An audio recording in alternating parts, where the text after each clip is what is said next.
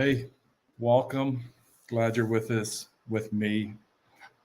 With us, me and Jesus, right? So um, it's good to be back. We got back from Ireland earlier this week, and it's good to be back for our Sunday night live podcast. So just a few announcements. I feel like it's a church thing. A few announcements. I should maybe roll a video that nobody watches. Um, but yeah, just a few things that we have coming up. Um, but you can find all details of it if you go to our website, Building Contenders. Right, if you go to here, buildingcontenders.com, there is a space where you can sign up for our emails. So that would be great. It's a great, easy way to stay in touch. And so we have some stuff coming up, but by the time you listen to this, they may all have passed. So the Building Contenders thing is really the best way to stay in touch. And if you're watching this on YouTube, then or on Facebook, then just liking it, commenting it, sharing it is super helpful.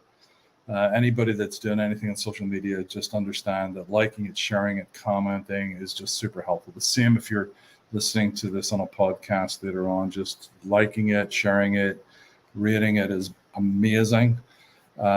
Is just super helpful. So, but let's jump in. Let me pray before we start. So, Father, I just thank you for your goodness. I thank you for your goodness, the awareness of your goodness, the reality of your goodness, and that we can see and know your goodness in the land of the living. And God, I pray that we would all be touched by your goodness during these next few minutes together, and that we'd be touched by your goodness in a lasting way over these minutes, hours, days, weeks, months, and years ahead. And Lord, we declare that your love endures forever and ever. So Lord, be with us, teach us, change us in Jesus' name. So we were in Ireland, and we actually have three trips actually planned for Ireland next year. So if anybody wants to come, and you can, be with us, be with these Irish mystics, just jump on. We'd love to have you. There's details on the Facebook page, but anyway, sign up for the emails and you'll get notified about everything. It's interesting, we were just there like 2 months ago to get my son graduated, and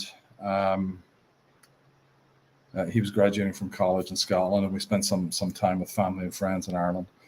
And so every time we go over, and of course it had been 3 years prior to that before we'd gone over. It was BC, before COVID, and every time we go over, it's a different thing for us. It's actually a different experience, because we're not just going to see, family. We're actually going to introduce people to the land, and it's really interesting, the whole notion of the land. Like I have been really struck this time around, and it's a deepening of an understanding of it rather than a brand new thing. It's kind of this deepening of an understanding of it, and I realized that what we've got this like real appreciation for the land, for creation, that comes from Celtic Christianity and a bunch of other esoteric stuff as well. But it's this deep appreciation of the land. And of course, I go to a place where it's like, well, is there anything in the Bible about that? And of course there is, and whether it's just, this, personification of creation itself, but we're told that creation is groaning, that all of creation is groaning. That all of creation gives praise, that mountains sing, trees clap their hands, maybe it's the other way about. That all of these things go on. And then you've got this scripture in Haggai where it talks about, the sky is withholding the rain. And it's not like this is Jesus or Yahweh withholding the rain. It's actually saying that creation itself is withholding things from you. And, realizing the depth of understanding that brings. And I believe that we're in a Haggai moment. I believe that certainly the church in the United States, because that's my family, that's my the people that I'm called to, but I wouldn't be surprised if it was the church all over that we're in this global Haggai moment, and it is, the earth kind of responding to what we're doing or what we're not doing. So we're in Ireland, and this is the sort of depth of appreciation of what the land is actually about, what the land's doing, sort of hit me time and time again when I was there. But one of the most significant things that hit me was this notion of honor. And, I just don't know if I or we understand honor or the implications of honor. If we understand the implications of honor, and I've been really pushing into it even in the unseen realm a little bit over the last few nights. Like, can I see what effect honor has on the landscape? Can I see what effect honor has on people, on creation itself? Because I do believe there's an effect of it. I do think that honor is having this effect beyond what we think it is, which is just being a really nice person. That's not honor, right? It is this it is this ability to honor something that is not worthy of honor, right? Because if it's worthy of honor, it's not honor. It's just like quid pro quo kind of thing. Real honor is actually about seeing something that you don't agree with, that you're maybe offended by, that you're, and actually giving that person honor. And I believe with all my heart that there are regions and countries that fail to go into full-on revival because of their inability to honor the man or woman of God that God is choosing to work through, because God has always chosen to work through a person. And it is, and we all want to be that person. Maybe we don't all want to be that person, but well, I have a prophetic word that I'm that person, so I'm not going to honor this person because they might. We get very complicated with it, but it's this inability to honor the man or woman of God that he's moving in, because we get too upset by the clothes they're wearing, by the bouffant hair, not my bouffant hair, of course, by the car they drive, the sneakers they have on, and we try to cut them down.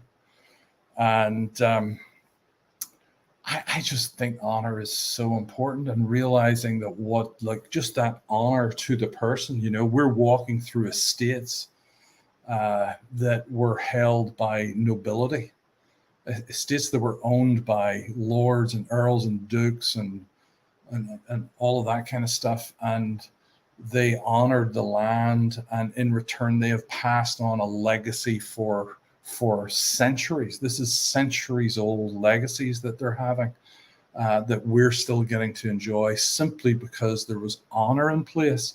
It wasn't this, hey, let's walk into this 500-acre estate and let's just tear it all down and make affordable housing for everybody, which is kind of what we have going on, is that because that makes the most sense to us. That's the best darkness that the world has to offer, instead of there's actually something going to go on that's going to create wealth and blessing for generations to come.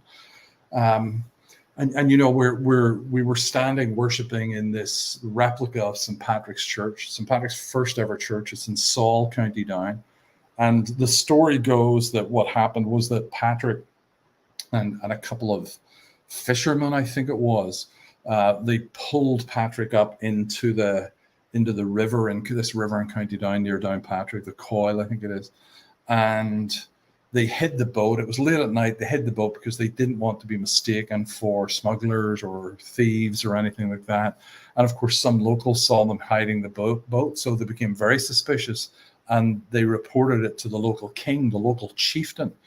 And the local chieftain, this is the way the story goes, and I have no reason to not believe it. But the chieftain came down with his, hounds, his guard dogs, which I don't know if they were Irish wolfhounds or not. But the chieftain sets the dog onto Patrick and these two fishermen.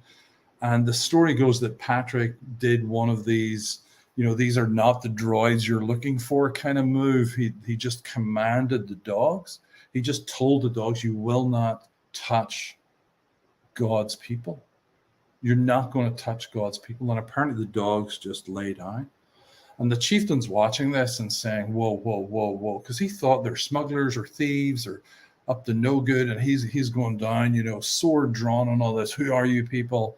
and Patrick is like, I'm a servant of Jesus, and ends up leading the chieftain to Jesus and baptizing him there on the spot. Like a great story. This man has an encounter with Jesus through signs and wonders. I mean, are the signs and wonders like it's certainly like it reminds me of Acts 19, where it talks about Paul walking in, incredible powers. The word miracles there is actually the word for powers. It's dunamis. So it's this incredible powers of actually talking to these wild dogs who are coming to eat you and saying, whoa, right? They're sort of like, stop it. I'm not sure I want practice doing that, but it's good to know that it actually can work. And you got Patrick doing this, leading the chieftain to Jesus, baptizing him and changing. Listen to this. Changing a nation like no other individual, I would argue, has ever done. I think there are people that have changed theology, changed all sorts of things, but to this day, Ireland is known as the land of saints and scholars. Everybody's familiar with St. Patrick's Day. He is probably the best known saint on the planet because of that incident. But it's not just that incident. What the chieftain ended up doing was honoring the man of God. The chieftain ended up giving him land and building the first church and his first monastery ever in Ireland.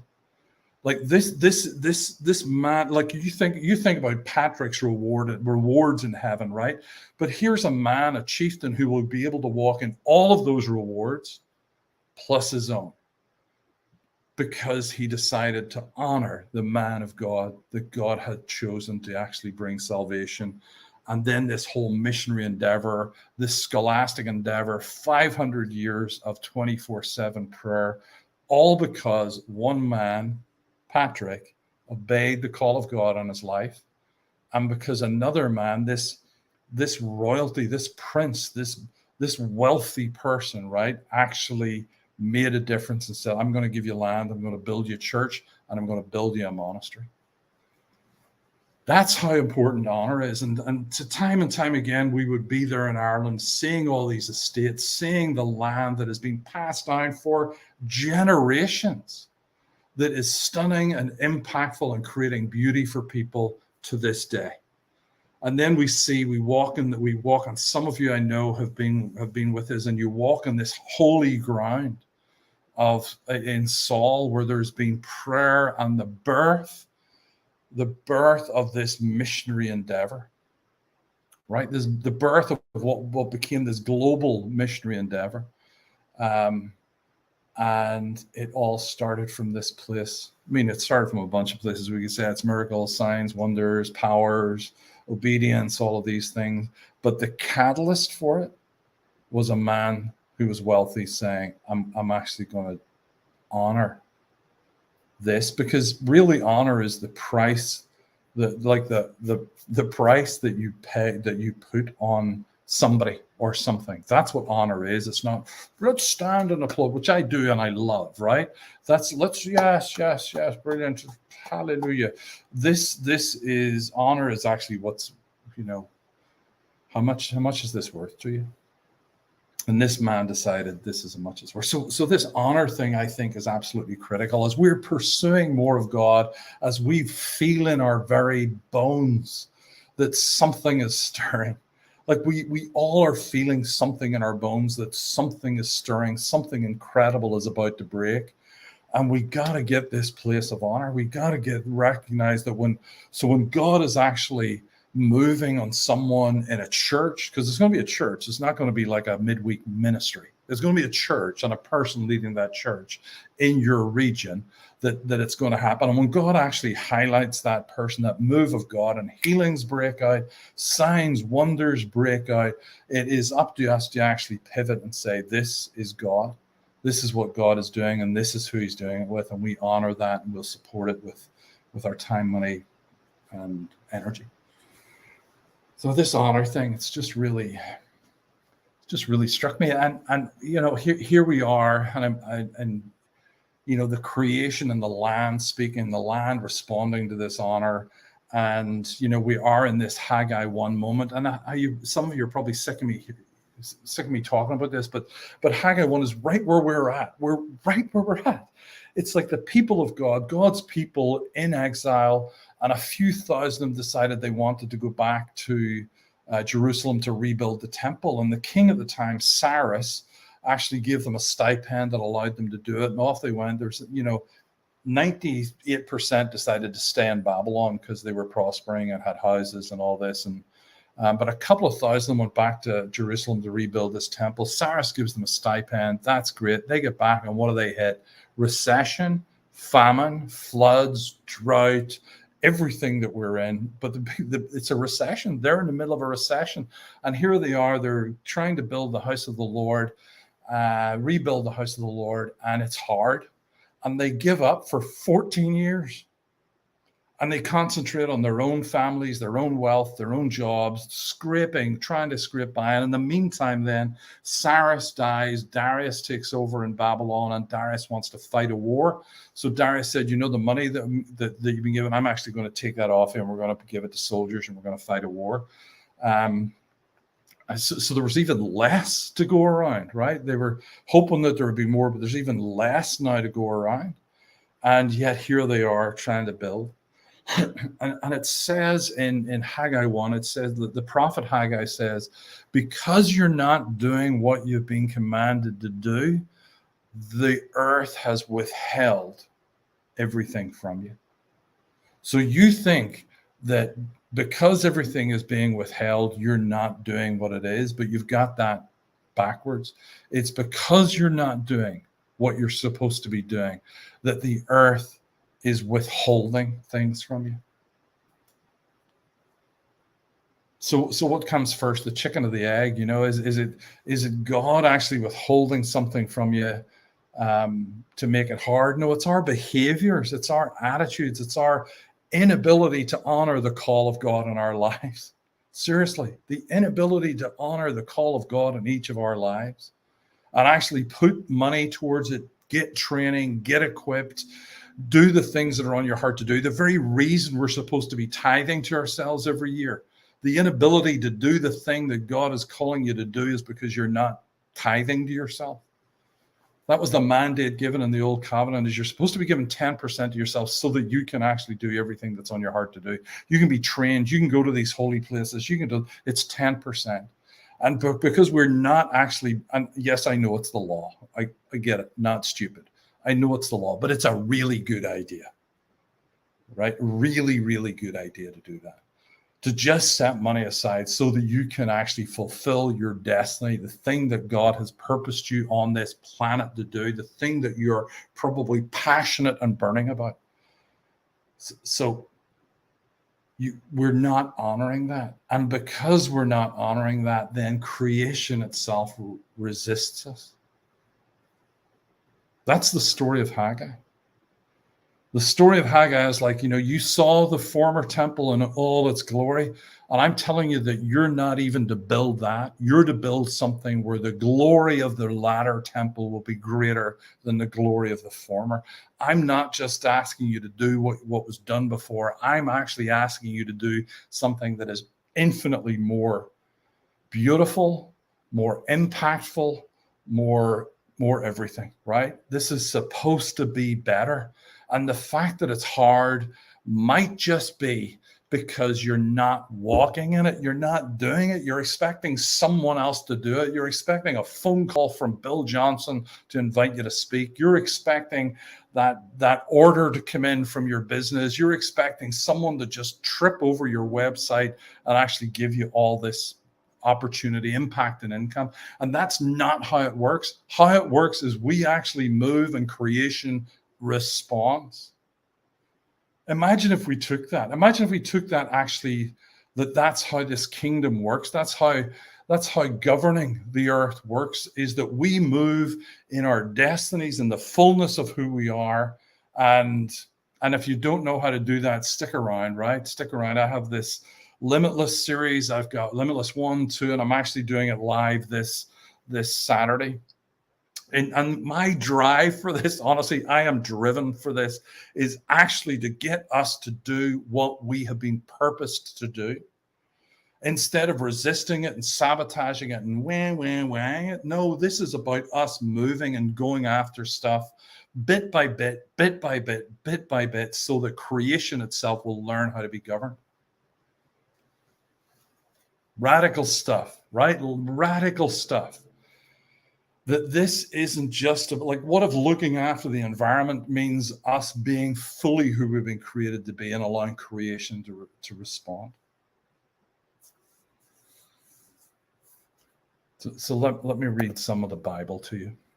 This is from Hebrews 12, and it's the Message. I think at one point I kind of posted this every month on social media, because I love how I'm fiddling with the knife. I love how Eugene Peterson says this, but this is what he says. Do you see what this means? Remember, this is Hebrews 12 after Hebrews 11, the long list of people living by faith, right? Do you see what this means? All these pioneers who blazed the way, all these veterans cheering us on. It means we'd better get on with it. Strip down, start running, and never quit. Say never. Never quit. No extra spiritual fat, no parasitic sins. Keep your eyes on Jesus, who both began and finished this race we're in. Study how he did it, because he never lost sight of where he was headed, that exhilarating finish in and with God. He could put up with anything along the way, cross, shame, whatever. And now he's there in the place of honor, right alongside God. When you find yourself flagging in your faith, go over that story again, item by item, that long litany of hostility he plowed through. That will shoot adrenaline into your souls. So here's the bit for me. I mean, there's so much in that. Never quit. You know that I'm a never quit guy. You just don't quit unless God tells you to quit. And honestly, I don't even think we hear God that well. I'm sorry. I think we all believe we hear God well, but that's why it's really important to trust somebody else more than you trust yourself, right? So that we're not actually going to be deceived. It's really important that we have someone in our life that we trust more than our voice. But here's the thing. We need to get rid of these parasitic sins. We have to get rid of these parasitic sins. We must get rid of the parasitic sins. If you think I'm talking about sex, drugs, and rock and roll, you don't know me at all. That's not the parasitic sins that are actually eating away on you. The parasitic sins are the victim mentality. This victim mentality that says, I'm stuck and it's everybody else's fault. I can't do this because it's everybody else's fault. Oh God, why? I think why is a parasitic sin. Do you know unbelief is a parasitic sin? Unbelief is a parasitic sin. Doubt is a parasitic sin. I don't see anybody deconstructing faith and going down a path of exploring doubt that actually has more faith at the end of it. Ever. I've never seen anybody do this. So there are parasitic sins that are eating away at us, that are using our life force, our energy to feed themselves, and it's destroying our destinies, futures, and hope. Because this is not about you. Listen, I wrote a book 6 years ago. My first ever book, and I had to go talk to someone afterwards because I was so aware of everything that I had to overcome.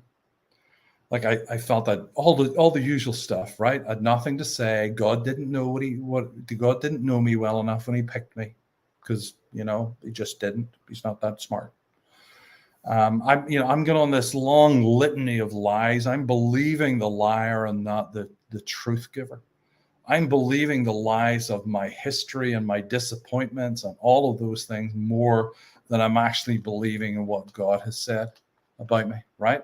You all being there. And this came to me where I realized, like with, spending time with the Lord, and I realized that the most selfish thing that I could do was not be who God intended me to be because it was uncomfortable. I want you to sit with that. Because I didn't believe in myself, because I didn't this myself, I wasn't this, I wasn't that. Oh, look at them. They're way better than me. Oh, I'm just like an imposter. Because of all that, I made it about me. I actually made it about me, which is the most self-centered, egotistical thing that I could possibly do. Way more self-centered and egotistical than posting on Facebook and what they call self-promoting. Way more egotistical than what is commonly seen as self-promotion. Right? Because this was about me and me not changing. Well, listen, I believe the word of the Lord. If we're in this Haggai season and we're supposed to be building something that is greater in the time of persecution, in the time of reduced finances, the threat of reduced finances, in the time of a threat of recession and threats of wars and rumors of wars, if we're supposed to be building something that is greater, it might be just time to honor the call of God on your life. That's the word of the Lord. It might actually be time to get over yourself enough to say God actually took into consideration my stupidity when he made me and called me to do stuff. He maybe took into consideration my stupidity, my IQ level, my education, my all of this. And I think we're in a moment in time in history where we are feeling it. We feel it like everybody I'm speaking to knows that something's coming, right? They know that something's coming. They know that God is going to do something. And I just think that you have what's a good way to put it? Your ability to respond to what God's doing is vital. Right? Your ability to respond to what God's doing in you, around you, and with you and through you is absolutely vital. And that ability to respond is very simply a response ability. You have a responsibility for generations to come to honor the man or woman of God that he's going to move through, and a responsibility to honor the call of God in your life. And there are plenty of people around that want to help you do it. So I just pray for each one of us, Father. I ask for each one of us that we would have the persistence, the hope, and the favor in our lives that we would be able to accomplish exceedingly abundantly more than we could ask or imagine. And God, I pray that we would actually make the effort to get ourselves out of the way for the sake of your kingdom, for the sake of people that are hurting and lost and dying on this planet. And God, for the sake of people that are fearful, that are running about fearful that the sky is falling and that next year is going to be worse than the previous 2 years, Lord, all this doom and gloom about coming, other things coming down the pipeline here that are going to bring us into a worse situation than the last couple of years. God, I just reject them, rebuke them in Jesus' name, and say that we are moving from glory to glory with increasing glory. And God, that we would be a people that knows how to handle it, knows how to steward favor, and knows how to steward the call of God in our lives. So Lord, bless us and keep us. Make your face shine upon us and give us peace. So bless you guys. Thanks for tuning in. Again, comment, like, share, rate, do all those things. It's just super helpful for me. So anyway, bless you.